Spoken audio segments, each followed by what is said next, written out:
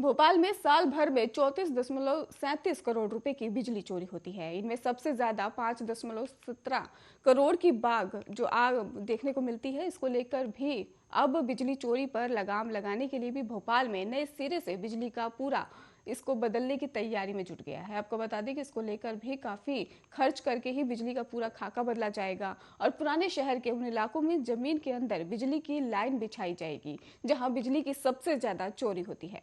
बिजली कंपनी के आंकड़ों के मुताबिक पुराने शहर के कई इलाकों में अभी भी 79% तक की बिजली चोरी की जा रही है और चोरी रोकने के लिए भी कई बार तैयारियां भी की गई हैं। इसको लेकर भी आपको बता दें कि इन इलाकों में भी 175 सर्किट किलोमीटर लंबी अंडरग्राउंड बिजली लाइन बिछाई जाएगी और ऊर्जा मंत्री ने भी इसको लेकर कहा है कि अ, कई करोड़ रुपए में ही बिजली लाइनों में होने वाली हानि सहित बिजली चोरी रोकने के लिए भी एक 14.56 करोड़ रुपए का खर्च आएगा और 175 किलोमीटर अंडरग्राउंड केबल मिलाकर नए कामों पर करोड़ों रुपए का खर्च आएगा।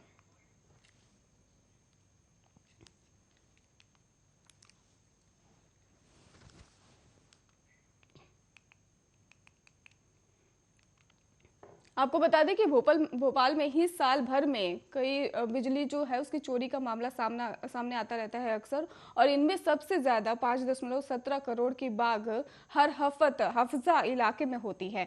तो वहीं अब बिजली चोरी पर लगाम लगाने के लिए भोपाल में नए सिरे से बिजली का पूरा बदलने की तैयारी की जा रही है और इतना ही नहीं, इसको लेकर भी पुराने शहर के उन इलाकों में जमीन के अंदर बिजली की लाइन बिछाई जाएगी जहां बिजली की सबसे ज्यादा चोरी होती है।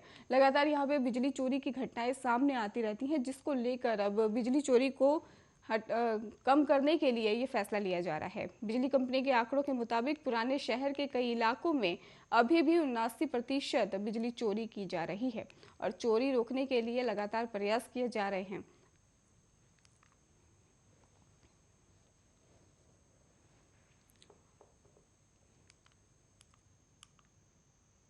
आपको बता दें कि बिजली चोरी की घटनाएं यहां से लगातार सामने ही आती रहती है।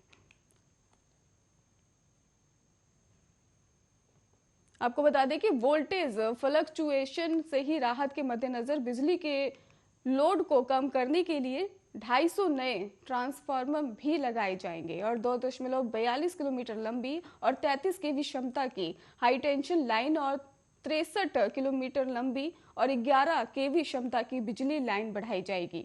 आपको बता दें कि 23.14 करोड़ रुपए के 550 अतिरिक्त वितरण ट्रांसफार्मर भी रखे जाएंगे। 4.175 सर्किट किलोमीटर की 33 केवी रिंग मेन लाइन को मोनोपोल पर ही स्थापित किया जाएगा और इसकी लागत 175 करोड़ रुपए है।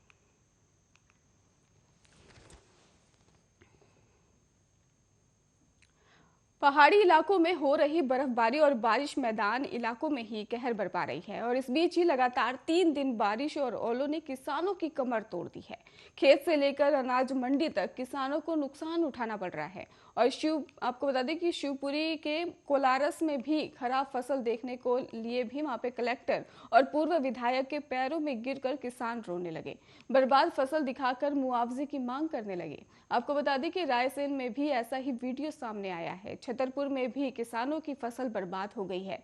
शिवपुरी के कोलारस में भी फसल का जायजा लेने के लिए कलेक्टर अक्षय कुमार सिंह और कोलारस के पूर्व विधायक महेंद्र यादव के साथ कई गांव में पहुंचे।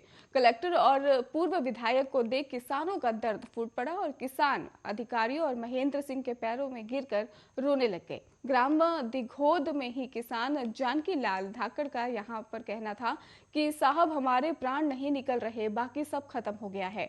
किसानों का अधिकारियों से कहना है कि बाढ़ के समय भी उनके नुकसान का जायजा लिया गया, सर्वे हुआ, लेकिन आज तक ना तो मकान गिरने का मुआवजा मिला ना ही फसल का। ऐसे में इस बार मुआवजा मिलेगा, इसकी क्या गारंटी।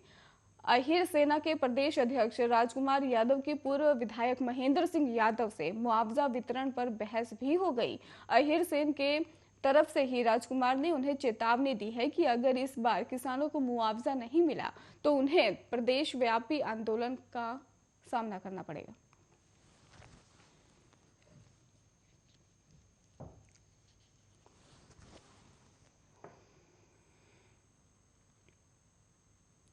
छत्तीसगढ़ राजधानी रायपुर में ही 9 जनवरी 2022 को मौसम विभाग से प्राप्त जानकारी के अनुसार छत्तीसगढ़ में आगामी 2 दिनों में ओलावृष्टि होने की भी संभावना है। इसके तहत प्रदेश में सरगुजा, जशपुर समेत तमाम इलाकों में उससे लगे जिलों में 1-2 स्थानों पर गर्जन के साथ ही ओलावृष्टि होने की भी संभावना है। इसके लिए भी आवश्यक सतर्कता बरतने की सलाह दी गई है। जानकारी के अनुसार उत्तर पूर्व राजस्थान के ऊपर एक ऊपरी हवा का चक्रीय चक्रवाती घेरा है और यहीं से ही एक द्रोणिका पूरी राजस्थान, पश्चिमी मध्य प्रदेश होते हुए मराठवाड़ा के ही 0.9 किलोमीटर ऊंचाई तक विस्तारित है। प्रदेश के ही अनेक स्थानों पर हल्की से मध्यम वर्षा होने और गरज चमक के साथ हल्की बारिश की संभावना जताई गई है। प्रदेश के सरगुजा संभाग, बिलासपुर संभाग, दुर्ग संभाग के उत्तरी भाग और रायपुर संभाग के उत्तरी भाग में 1-2 स्थानों पर गरज चमक के साथ ओलावृष्टि होने की संभावना जताई गई है। अधिकतम तापमान में सार्थक गिरावट होने की भी संभावना जताई गई।